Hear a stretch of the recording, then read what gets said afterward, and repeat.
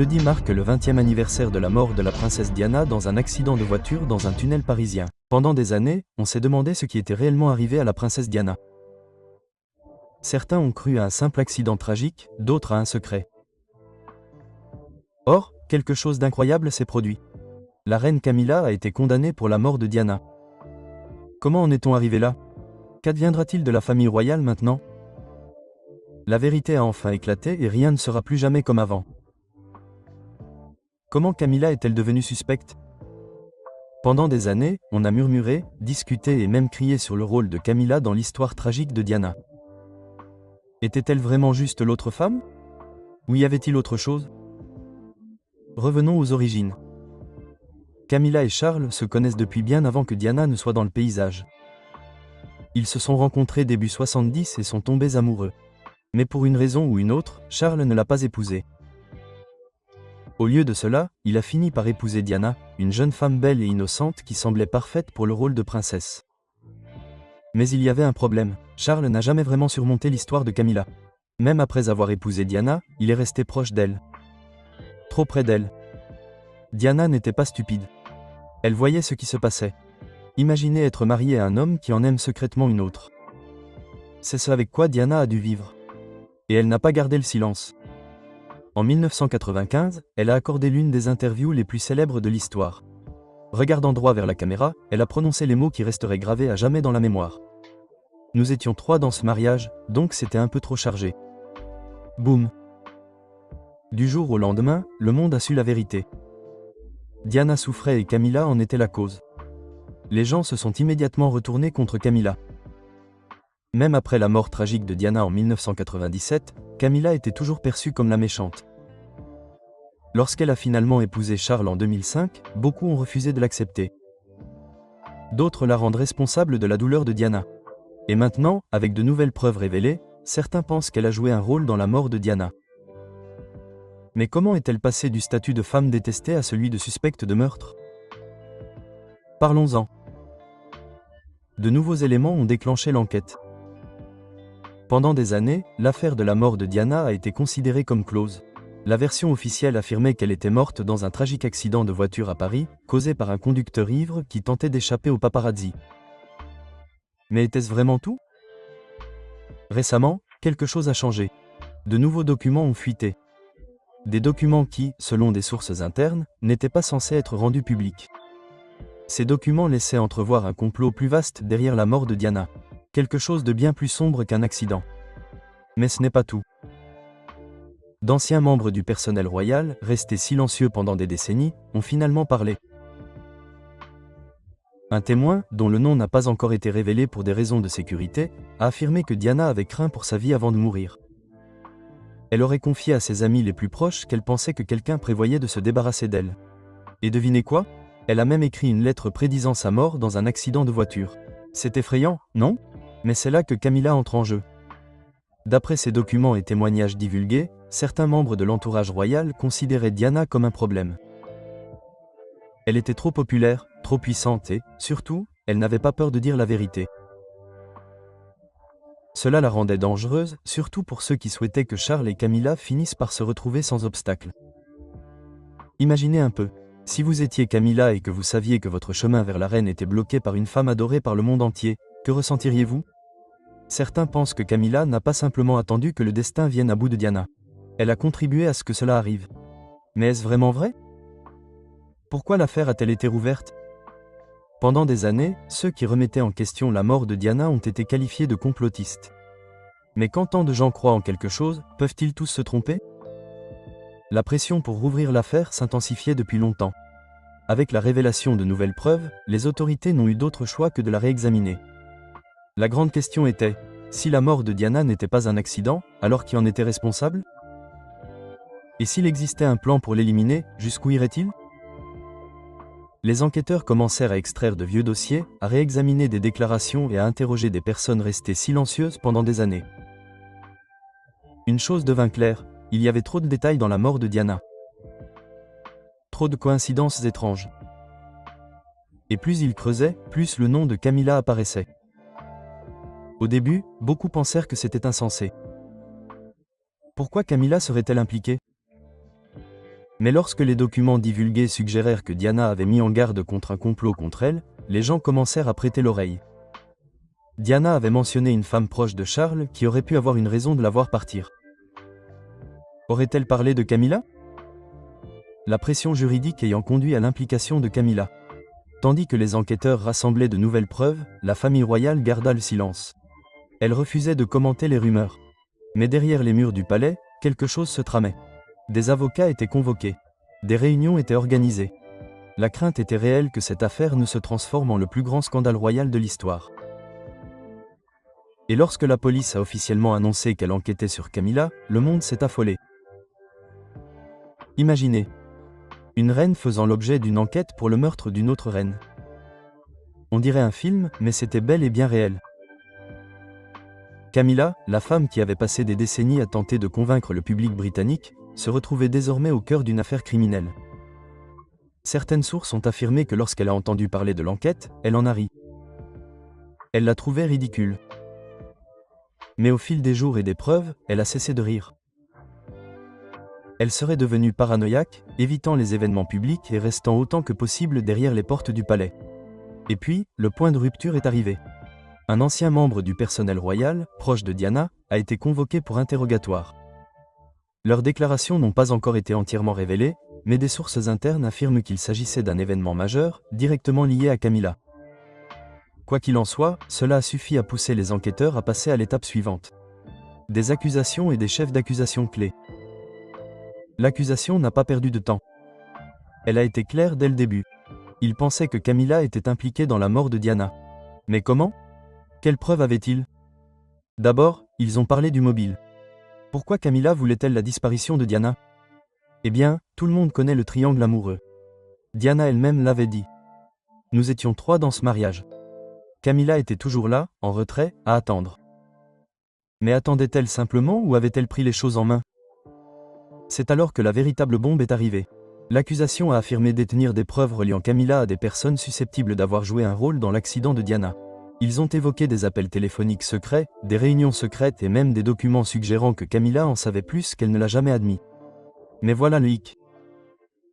L'accusation a insinué que Camilla aurait pu collaborer avec des personnes puissantes, influentes, riches et capables de faire disparaître des choses. Cela signifiait-il que la famille royale elle-même était impliquée? Existait-il un réseau secret la protégeant toutes ces années? Le silence régnait dans la salle d'audience. Les gens étaient attentifs à chaque mot. Camilla était-elle simplement amoureuse ou faisait-elle partie de quelque chose de bien plus sombre? La défense de Camilla. Puis ce fut le tour des avocats de Camilla de parler. Leur mission était de convaincre tout le monde de son innocence. Mais comment lutter contre des années de rumeurs, de théories du complot et un public qui ne vous a jamais vraiment apprécié? Camilla resta immobile, le visage pâle, tandis que ses avocats affirmaient qu'elle n'avait rien à voir avec la mort de Diana. Ils disaient que c'était absurde. Ils soulignaient que Camilla n'était même pas dans le pays au moment de la mort de Diana. Comment avait-elle pu planifier une chose aussi importante? Puis ils jouèrent la carte de la sympathie. Camilla était aussi une victime, disait-il. Le public la détestait depuis des années. Elle avait souffert. On l'avait insultée, accusée d'avoir ruiné le mariage de Charles et Diana. Et maintenant, on l'accusait de quelque chose d'encore pire. Il la présentait comme une femme tombée amoureuse du mauvais homme au mauvais moment. Et puis vint le moment crucial. Camilla prit-elle la parole? A-t-elle témoigné? Oui, elle l'a fait. Elle se leva, les mains légèrement tremblantes, et regarda le jury droit dans les yeux. Sa voix se brisa en parlant. Je n'ai pas tué Diana. Je n'y suis pour rien. Mais le coup de théâtre est arrivé. Elle ne s'est pas arrêtée là. Elle a rejeté la faute sur d'autres. Elle a suggéré que s'il y avait eu un complot, ce n'était pas elle qui tirait les ficelles. Quelqu'un d'autre. Mais qui? Faisait-elle allusion à la famille royale, au gouvernement, à quelqu'un d'encore plus important? On murmurait entre eux. Que voulait-elle dire? Disait-elle la vérité? Ou essayait-elle simplement de sauver sa peau? Des témoignages choquants. Et puis le procès a pris une autre tournure choquante. Des témoins ont commencé à se manifester. Certains n'avaient jamais parlé auparavant. D'autres avaient été ignorés pendant des années. Mais désormais, ils avaient l'attention du monde entier. Un ancien membre du personnel royal a affirmé avoir assisté à d'étranges rencontres entre Camilla et des personnes liées au service secret britannique. Ils avaient surpris des conversations sur le fait que Diana posait problème. Un chauffeur qui travaillait pour la famille royale a révélé quelque chose d'encore plus sombre. Il a affirmé que la nuit de la mort de Diana, on parlait déjà au palais de ce qui s'était passé avant même que la nouvelle ne soit connue. Comment avait-il pu savoir si tôt? À moins qu'il ne s'y soit attendu. Et puis vint le plus grand choc. Un ancien agent de sécurité, quelqu'un qui avait travaillé en étroite collaboration avec Charles et Camilla, monta à la barre. Il semblait nerveux, s'essuyant le front en sueur. Il prit une grande inspiration et dit « On m'a dit de me taire. On m'a dit que l'accident de Diana n'en était pas un. » Des exclamations de surprise emplirent la salle d'audience. Même les avocats de Camilla semblaient bouleversés. Qui lui avait ordonné de se taire? Pourquoi? Le juge rappela à l'ordre, mais le mal était fait. Le jury avait tout entendu. Le monde avait tout entendu. Verdict final et condamnation. La salle d'audience attendait. Des heures passèrent. Les gens dehors étaient rivés à leurs écrans. Que se passerait-il? Camilla serait-elle libérée? Ou serait-ce le jour où justice serait enfin rendue? Puis le jury revint. La salle retint son souffle. Le juge demanda au président de lire le verdict. Coupable. Le mot résonna dans la salle. Camilla cligna des yeux comme si elle ne l'avait pas entendu. Coupable. Un chiffre qui ne pouvait pas être le bon. Le juge commença à parler. Il parla de la gravité du crime, de l'impérieuse nécessité de justice, et finalement, il prononça la sentence. La prison à vie. La salle explosa. Certains applaudirent, d'autres haltèrent. Les journalistes se précipitèrent dehors pour annoncer la nouvelle. La reine Camilla, redevenue Camilla Parker, avait été condamnée à perpétuité. Et puis vint sa réaction. D'abord, elle resta figée. Le visage rouge, les poings serrés. Puis soudain, elle se leva et cria « C'est un piège.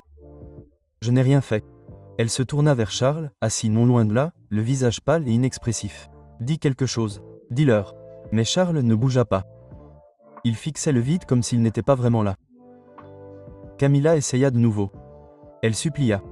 Elle hurla, mais personne ne l'écouta. Les gardes s'approchèrent et la saisirent par les bras. Elle se débattit, mais en vain.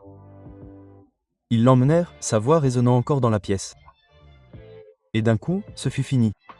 Mais était-ce vraiment le cas? Car, tandis que Camilla était sortie, les questions subsistaient. Était-elle vraiment le cerveau de ce complot? Ou n'était-elle qu'une pièce d'un jeu bien plus vaste? Et si c'était le cas, qui se cachait encore dans l'ombre? Alors, que se passe-t-il ensuite? Camilla vient d'être condamnée.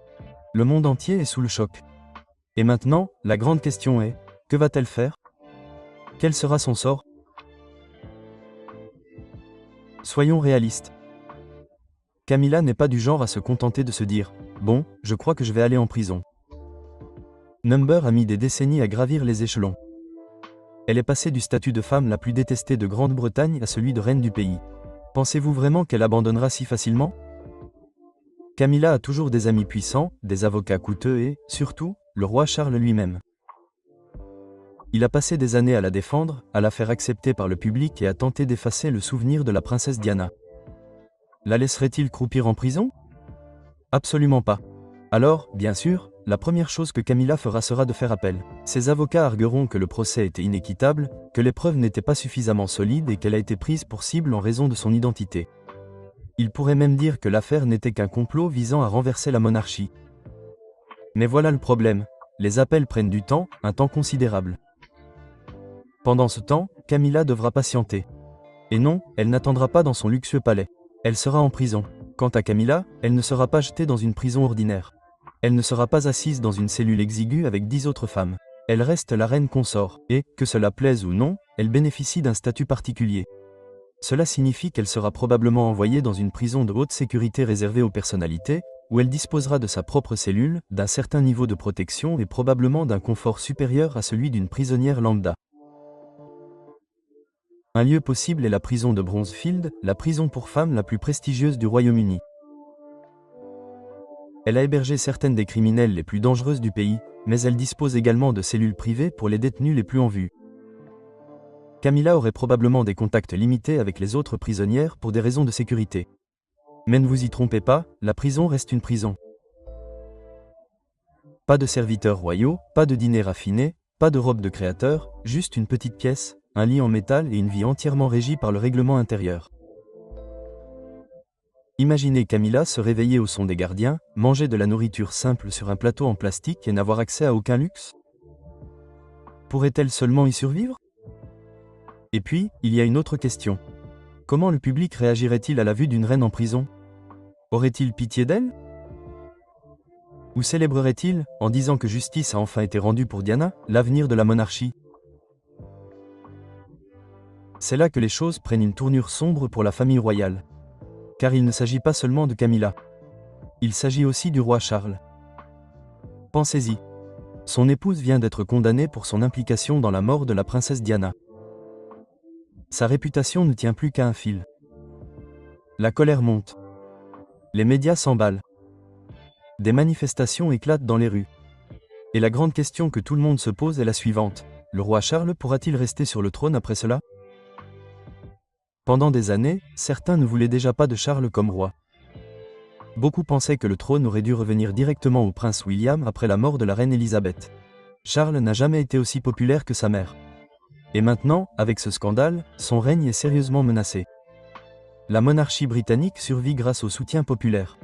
Si le peuple perd confiance, le système commence à s'effondrer. Et soyons honnêtes, après ce procès, combien de personnes le soutiendront encore?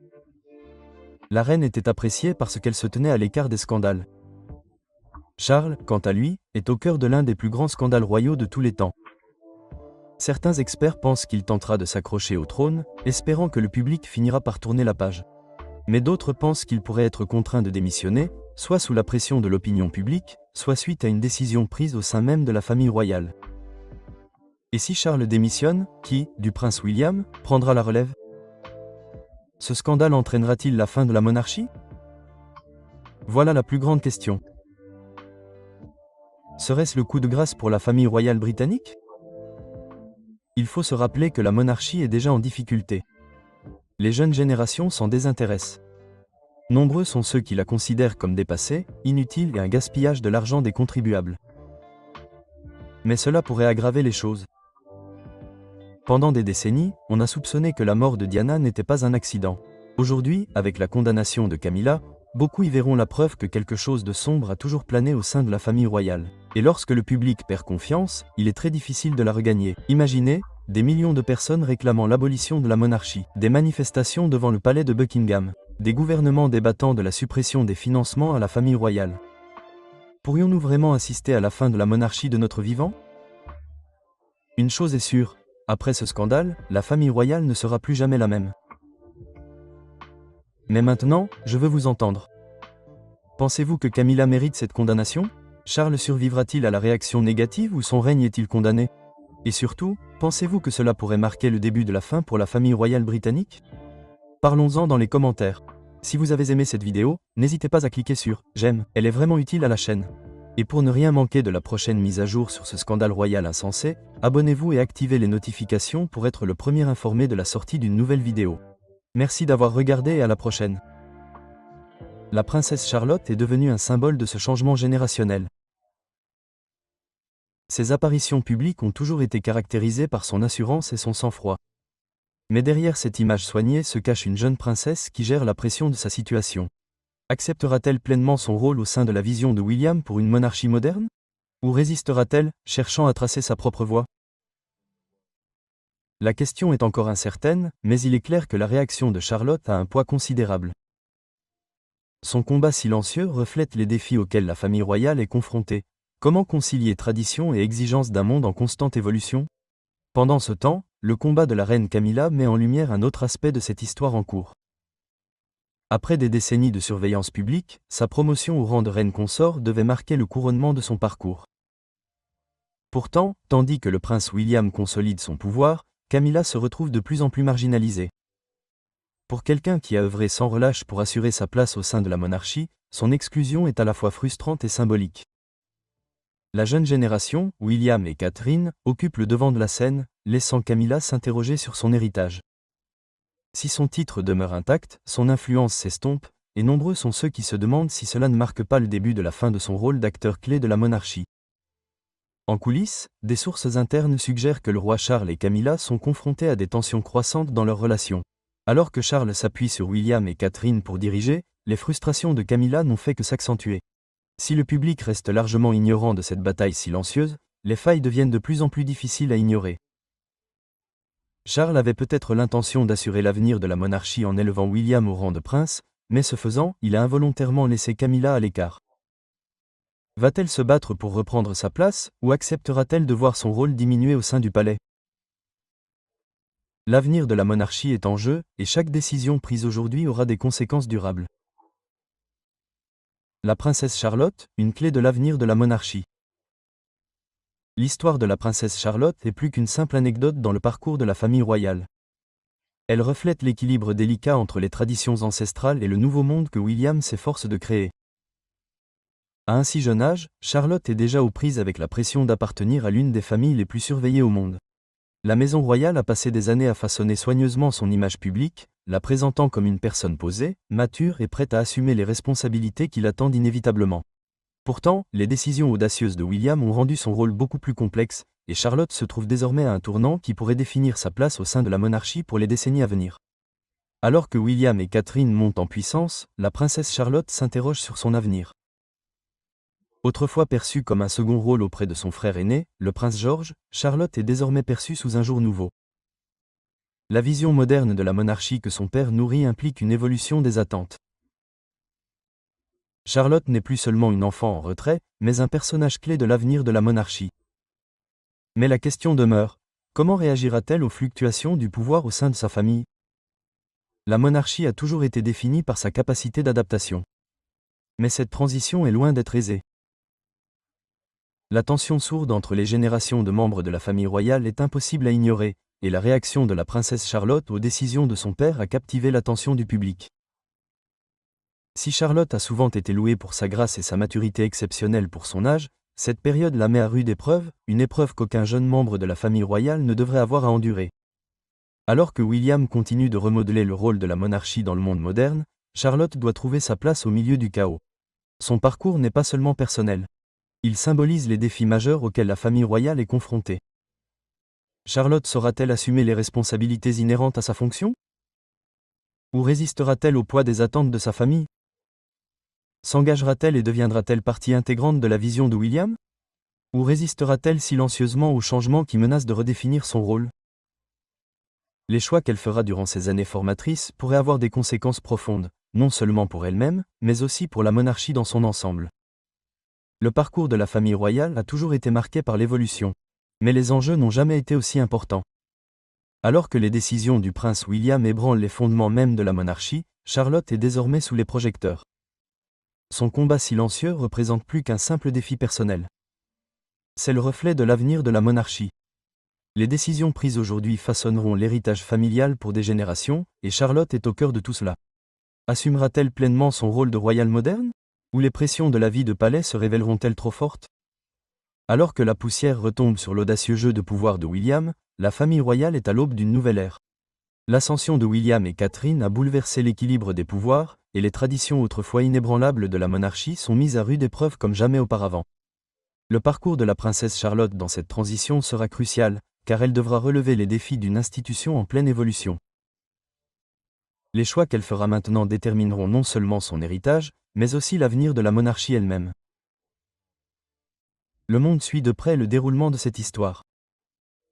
La pression exercée sur William pour mener la famille royale vers une nouvelle ère est immense. Mais les défis auxquels la princesse Charlotte est confrontée sont tout aussi importants. Alors que son père consolide son pouvoir et remodèle l'institution, Charlotte doit trouver sa place dans ce nouveau monde. Sera-t-elle à la hauteur et assumera-t-elle pleinement son rôle? Ou résistera-t-elle aux forces qui l'attirent dans tous les sens? Seul l'avenir nous le dira, mais une chose est sûre, le parcours de la princesse Charlotte est loin d'être terminé, et l'avenir de la monarchie est en jeu. La famille royale a passé des années à façonner soigneusement son image publique, la présentant comme une personne posée, mature et prête à assumer les responsabilités qui l'attendent inévitablement.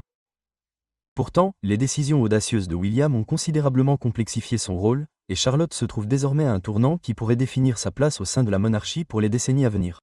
Alors que William et Catherine montent en puissance, la princesse Charlotte s'interroge sur les implications de cette évolution pour son avenir.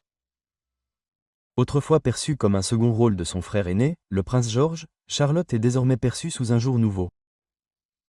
La vision moderne de son père pour la monarchie implique que les attentes placées en elle évoluent. N'étant plus une simple enfant en retrait, Charlotte se positionne de plus en plus comme une figure clé de l'avenir de la monarchie. Mais la question demeure, comment réagira-t-elle aux fluctuations du pouvoir au sein de sa famille ? La monarchie a toujours été définie par sa capacité à s'adapter à son époque, mais cette transition a été tout sauf aisée. La tension sourde entre les générations de membres de la famille royale est impossible à ignorer, et la réaction de la princesse Charlotte aux décisions de son père a captivé l'attention du public. Si Charlotte a souvent été saluée pour sa grâce et sa maturité exceptionnelle pour son âge, le monde suit de près le déroulement de cette histoire. La pression exercée sur William pour mener la famille royale vers une nouvelle ère est immense. Mais les défis auxquels la princesse Charlotte est confrontée sont tout aussi importants. Alors que son père consolide son pouvoir et remodèle l'institution, Charlotte doit trouver sa place dans ce nouveau monde. Sera-t-elle à la hauteur et assumera-t-elle pleinement son rôle ? Ou résistera-t-elle aux forces qui l'attirent dans tous les sens ? Seul l'avenir nous le dira, mais une chose est sûre, le parcours de la princesse Charlotte est loin d'être terminé, et l'avenir de la monarchie est en jeu. Si vous regardez les images du couronnement, alors que le roi et la reine quittent leur trône et se dirigent vers la sortie de l'abbaye de Westminster le samedi du couronnement, vous verrez que tout le monde s'incline et fait la révérence au roi, sans que personne ne bouge un seul muscle au passage de Camilla. C'était parce qu'ils étaient en colère contre elle. Camilla était accompagnée de 20 Parker Bessès. Il y avait 4 Middleton. Toutes les personnes qui ont aidé Camilla à obtenir la couronne sur sa tête ont été exclues de ce couronnement et elles étaient furieuses. Et ce n'est pas tout, Kate et William étaient également en colère. Et cette colère, bien sûr, Harry était en colère, cette colère a traversé cette petite partie de l'assemblée près du trône, par tout le centre de West Abbey. Le refus de la princesse Kate de faire la révérence à la reine Camilla lors d'un récent événement public est devenu le point de mire des observateurs royaux et des médias, déclenchant une vague de spéculations sur ce qui pourrait se passer dans les coulisses de la famille royale britannique.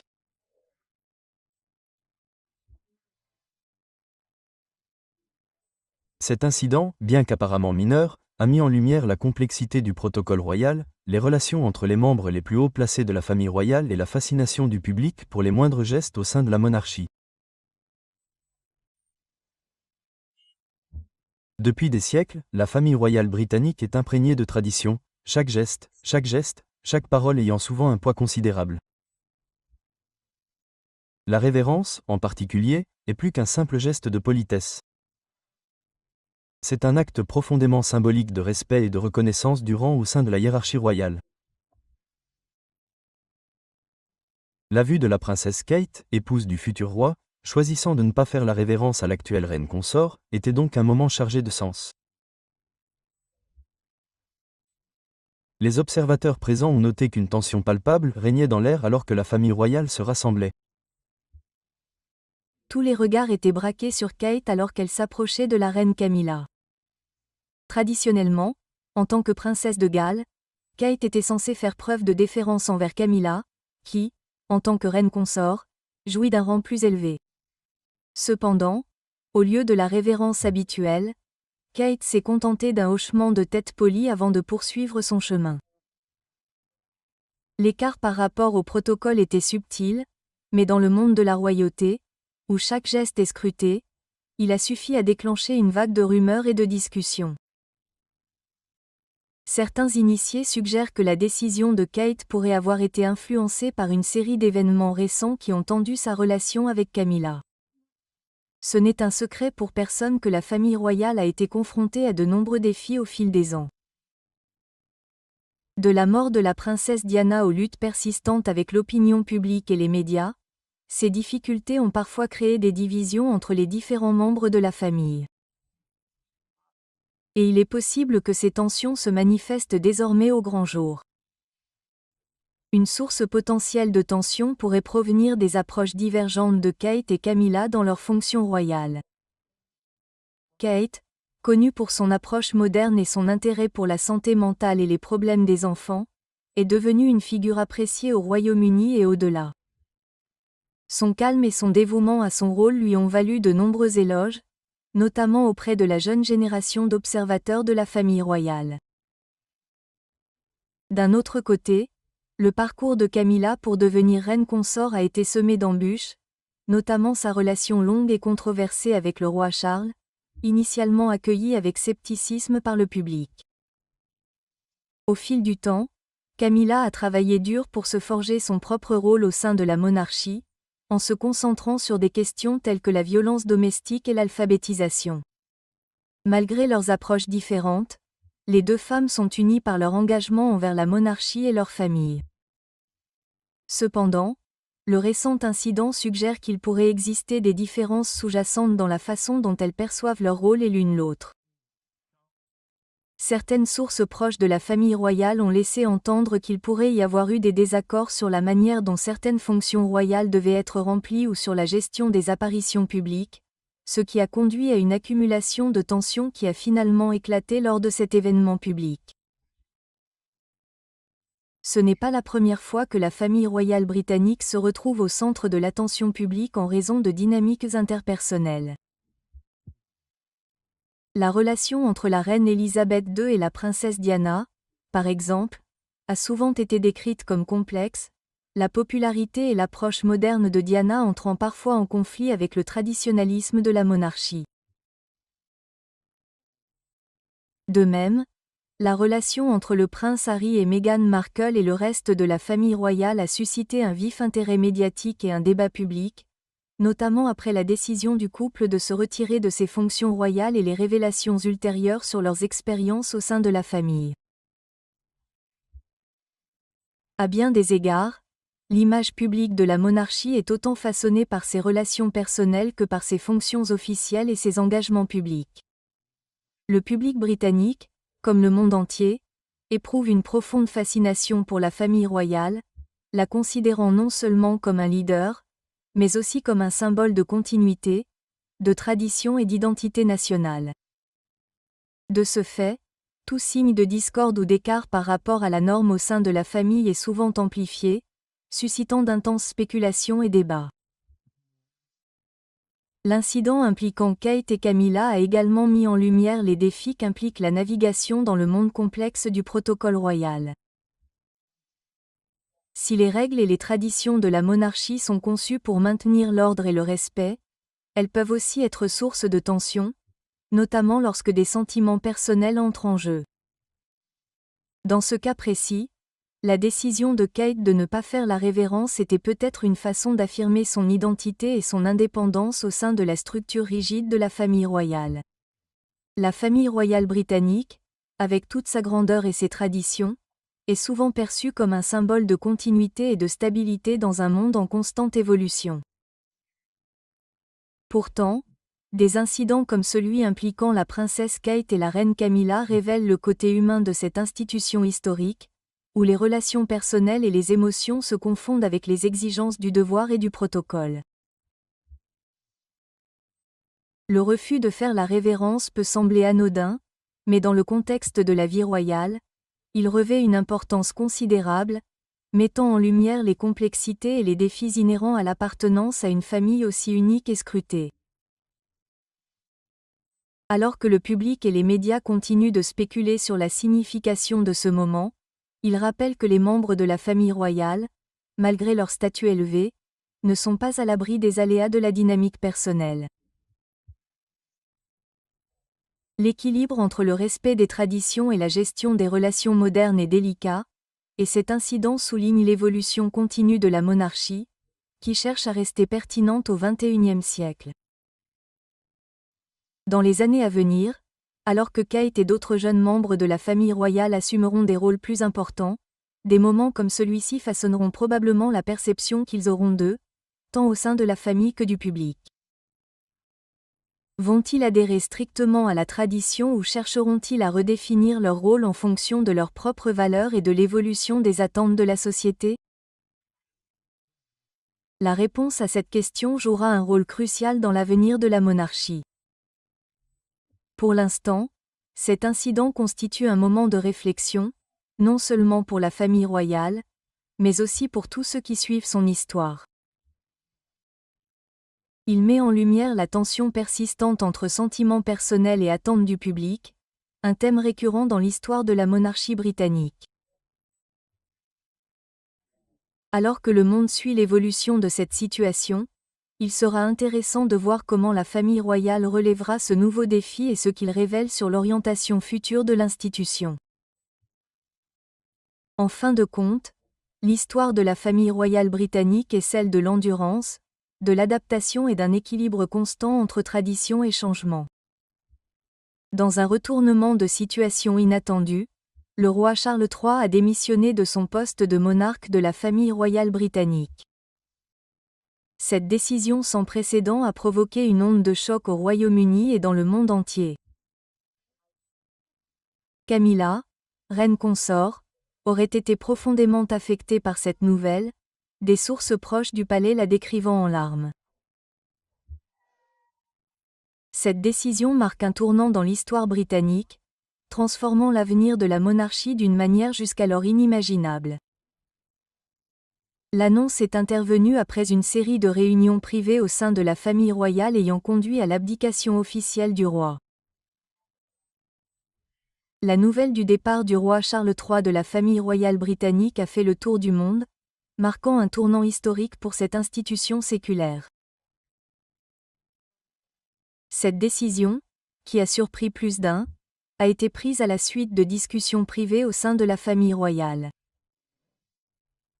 La gravité de la situation est évidente, car des sources proches du palais de Buckingham ont révélé que la reine consort Camilla avait été profondément émue par cette décision, des rapports indiquant qu'elle avait été émue par la tournure des événements. La décision du roi Charles d'abdiquer a non seulement ébranlé les fondements de la monarchie, mais a également laissé le public et les observateurs de la famille royale dans l'incrédulité. Après des années d'attente, Charles, héritier présomptif, monta sur le trône après le décès de la reine Élisabeth II. Son règne, bien que bref, fut marqué par des tentatives de modernisation de la monarchie et d'adaptation aux dynamiques changeantes de la société britannique. Cependant, sa décision de se retirer marque une rupture significative avec la tradition royale, où les abdications sont rares et souvent lourdes de conséquences. Dans les jours précédant l'annonce, des rumeurs de tension et d'incertitude circulaient au sein de la famille royale. Des sources proches du dossier suggéraient que Charles subissait une pression croissante, tant au sein de la famille que de forces extérieures, pour reconsidérer son rôle. La santé du roi, l'opinion publique et l'avenir de la monarchie auraient été au cœur de ces discussions. Malgré ces difficultés, nombreux étaient ceux qui pensaient que Charles continuerait à remplir ses devoirs de monarque. Cependant, la décision finale d'abdiquer témoigne du poids des considérations qu'il a dû assumer. Camilla, qui a soutenu Charles pendant des décennies, aurait été particulièrement affectée par cette décision. En tant que reine consort, elle a dû faire face à son lot de critiques et de défis publics. La perspective du départ de Charles du trône a ajouté une dimension personnelle à la situation, amplifiant son impact émotionnel. Les proches du couple ont décrit Camilla comme visiblement bouleversée, peinant à accepter la nouvelle réalité de leur vie. Ces larmes témoignent de l'impact profond de cette décision sur le cercle royal. Les implications de l'abdication du roi Charles sont vastes et complexes. Pour la famille royale, cela signifie un changement soudain dans l'ordre de succession, le prince William étant désormais prêt à assumer le rôle de roi plus tôt que prévu. Ce changement risque d'avoir de lourdes conséquences pour le monarque. Learning more tonight about the secret tunnel. Recently uncovered security footage has revealed something that Buckingham Palace never wanted the public to see. A secret underground tunnel network with Queen Camilla at its center. What began as a routine archive digitization project has unveiled video evidence that experts are calling historically significant and deeply troubling. The footage, dating back years before her marriage to King Charles, shows a complex subterranean system that even senior royal staff claim they knew nothing about. But it's what the cameras captured Camilla doing in these hidden passages that has royal watchers stunned. Why was this tunnel system built? Who else knew about it? And most importantly, what was really happening beneath the royal residence when the world wasn't watching? Stay tuned, because this discovery changes everything we thought we knew about the Queen and the modern monarchy. The accidental discovery. When junior archivist Thomas Merritt began the tedious process of digitizing old security footage from royal properties, he expected months of mundane work, cataloging ceremonial events, documenting visitor arrivals, and preserving routine security feeds for historical records. What he never anticipated was stumbling across something that would upend his understanding of the royal family entirely. I was working through footage from 2018, focusing on exterior cameras from a rarely used entrance at Clarence House, revealed our source close to the royal archives. That's when I noticed something odd. Regular patterns of activity during early morning hours when the residence was supposed to be inactive. The footage, captured by security cameras installed during a routine system upgrade, showed Queen Camilla, then still the Duchess of Cornwall, repeatedly accessing what appeared to be a service entrance at precisely 4:30 a.m. on multiple dates. What made these visits unusual wasn't just the timing, but the systematic way they occurred. Always on the third Thursday of each month, always with the same small leather case, and always with security cameras briefly switching to maintenance mode approximately 40 minutes after her entry. Intrigued by this pattern, Merritt began cross-referencing with other security feeds, eventually discovering a camera angle that had inadvertently captured something extraordinary. The service door opening to reveal not a typical storage area, but the entrance to what appeared to be a sophisticated elevator system, installed behind ordinary-looking maintenance panels. It was designed to be invisible unless you knew exactly what you were looking for, explained our source. The archival footage showed the panels sliding sideways rather than opening conventionally, revealing a modern elevator that contrasted sharply with the historical architecture around it. When Merritt expanded his search to older footage, he discovered that this pattern of activity predated Camilla's marriage to Charles, stretching back to at least 2003, a time when her official role in royal life was still ambiguous. More significantly, he identified other high-profile individuals using the same entrance, with similar timing and protocols, including several senior government officials, and at least 2 people traveling with diplomatic protection who couldn't be readily identified. After discreetly consulting with a senior archivist, Merritt was instructed to compile all relevant footage while maintaining absolute confidentiality. Within days, however, the entire archival project was unexpectedly reassigned, and Merritt was transferred to a different department. The official explanation cited restructuring for efficiency, but colleagues noted the abruptness of the change and the visible security presence that accompanied the transition of materials. By this point, however, Merritt had already secured copies of the most significant footage, which eventually found its way to trusted journalistic contacts through channels that protected his identity. What began as professional curiosity became something more urgent when I realized how quickly and forcefully the palace moved to contain this information, Merritt reportedly told confidants before his transfer. This wasn't about protecting privacy.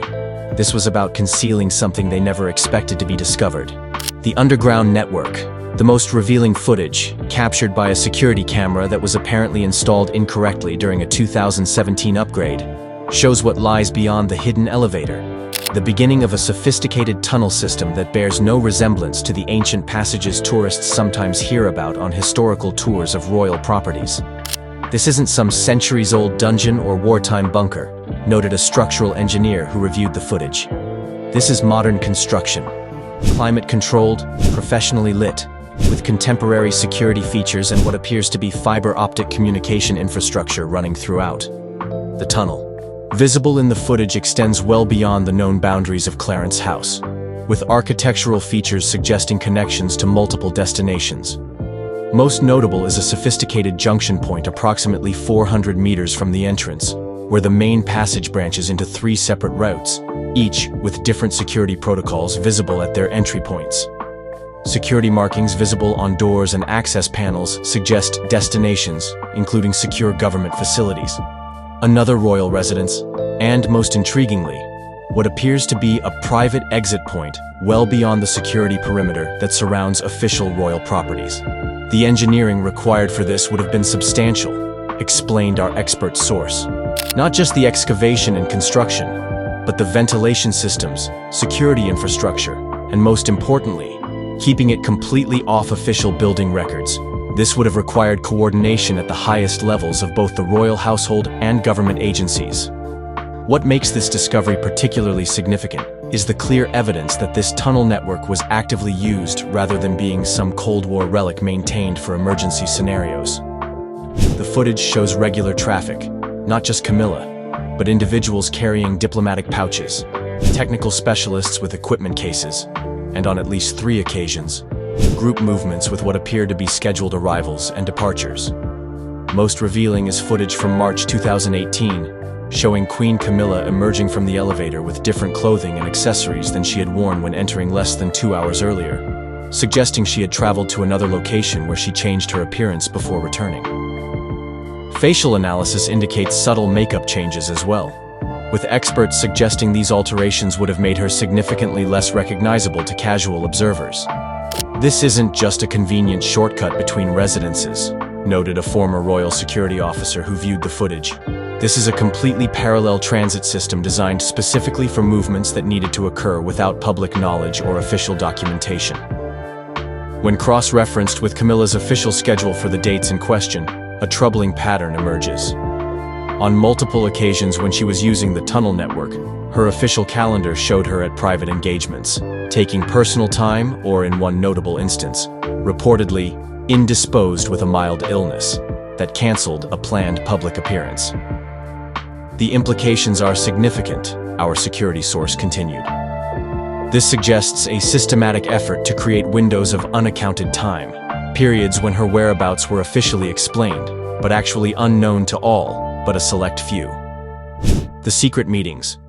The most explosive footage, captured by a camera positioned to monitor a junction point deep within the tunnel network, reveals the apparent purpose behind at least some of these covert movements. A sophisticated meeting facility located approximately 20 meters below street level, accessed via a branch tunnel that security markings identify as Secure Conference Level B.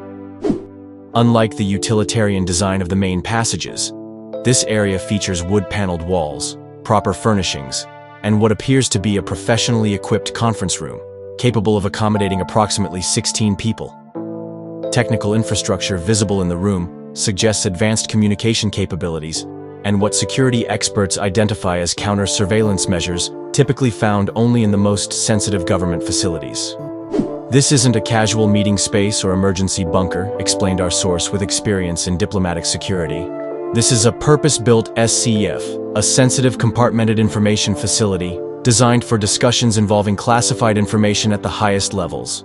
The footage captures multiple meetings in this space, with participants arriving via different tunnel branches, suggesting they came from separate locations specifically to gather in this secure underground facility. Facial recognition analysis has identified several attendees, including senior British intelligence officials, foreign diplomatic personnel, and in one particularly significant meeting, individuals associated with private financial institutions alongside government representatives. Queen Camilla is visible participating actively in several of these gatherings, not as a passive observer, but as someone central to the discussions. In one sequence, she can be seen presenting materials from her leather case, while others take notes. In another, she appears to be operating sophisticated communication equipment, connecting the underground facility to unseen participants elsewhere. Her body language and positioning in these meetings is telling, noted a body language expert who reviewed the footage. This isn't someone being briefed or informed, this is someone directing conversations and apparently making decisions. She occupies what nonverbal communication analysts would identify as the power position in these interactions. Most troubling is the timing of several meetings captured in the footage. When cross-referenced with world events, they correspond with significant diplomatic developments, financial market fluctuations, and in at least 2 cases, major political announcements that followed within days of these underground gatherings. One particularly notable meeting occurred just hours before a major government policy announcement regarding international security arrangements, a timeline suggesting discussion of information that had not yet been made public or presented to Parliament. The constitutional implications are profound, noted a legal scholar who specializes in royal protocols. The monarchy is supposed to be apolitical and certainly not involved in security operations or policy formation outside very narrow constitutional parameters. This footage suggests activities that exist completely outside that traditional framework. Perhaps most significant is who isn't visible in any of the footage: King Charles, then Prince of Wales. His apparent absence from these underground activities raises questions about whether this represented a parallel operation that existed alongside official royal functions, but remained separate from the direct line of succession. The hidden communications center beyond the conference facility, the footage reveals another specialized area within the underground network, a sophisticated communications center with technology that experts describe as significantly advanced compared to what would be expected in typical royal or government facilities. This equipment represents capabilities beyond standard secure communications, noted a technical specialist who reviewed the footage. Some components visible in these images are consistent with specialized systems used for certain intelligence operations, equipment that would have no logical purpose in routine royal activities. Multiple workstations with encrypted communication systems, satellite uplink capabilities, and what appear to be specialized data analysis tools suggest an operational center rather than simply a secure communication point. Most notably, the systems appear to be actively monitored around the clock, with technical staff visible maintaining operations even when no meetings were taking place. Footage from this communication hub shows Queen Camilla receiving what appear to be regular briefings from technical specialists, reviewing materials with security classifications clearly visible on folders, and in one sequence, participating in what seems to be a secure video conference with individuals whose identities cannot be determined from the available angles. The level of engagement shown in this footage is remarkable, explained our security source. This isn't ceremonial or symbolic involvement. This appears to be direct operational participation in activities that would typically fall under intelligence services or specialized government departments. What makes this particularly significant is the timing. Much of this footage dates from 2016 to 2019, a period of extraordinary international tensions, Brexit negotiations, and significant realignments in global alliances. The connection between these underground communications activities and major developments during this period raises profound questions about potential royal involvement in matters traditionally considered the exclusive domain of elected officials and career civil servants. If authenticated, this footage would represent a paradigm shift in our understanding of how influence and information flow at the highest levels of British society, noted a political historian consulted on the materials. It suggests channels of communication and decision-making that exist completely outside the publicly acknowledged structures of governance. The palace response. When approached with detailed descriptions of the footage and specific questions about the underground facility, Buckingham Palace initially issued a terse statement, neither confirming nor denying the existence of such a tunnel network.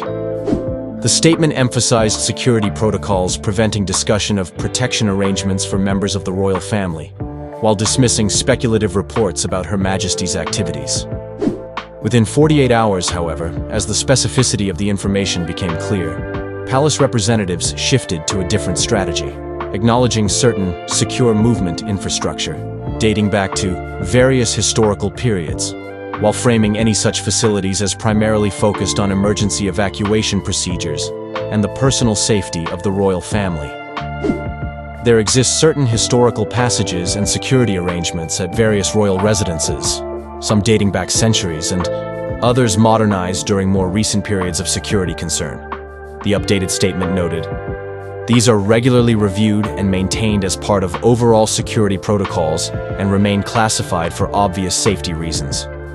This carefully worded acknowledgement, however, avoided addressing the specific activities captured in the footage, the regular pattern of meetings, or Queen Camilla's apparent role in what seemed to be operational rather than